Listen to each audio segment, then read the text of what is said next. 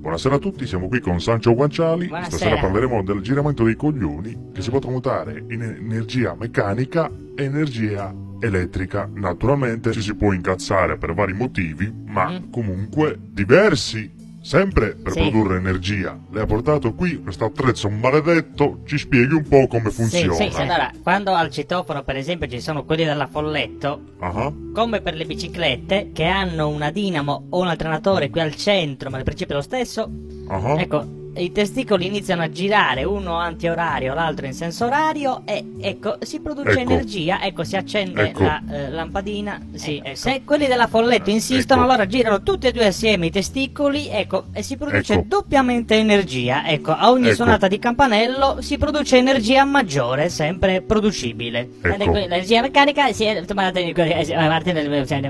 Quindi questo cosa significa? Che più citofono, più folletto, più rotazione di testicoli, più energia producibile, diciamo. Molto bene. Insomma, più ci incazziamo, più produciamo energia. Interessante. Ma poi puoi constatare anche, per esempio, se vengono 3 o 4 dalla Folletto e vogliono venderti Ah. per forza questa cosa, allora si realizza un'onda energetica stile Go con gli sbaragli dal citofono direttamente alla radice il problema. Capretto mi hai. Ma scasati. Grazie.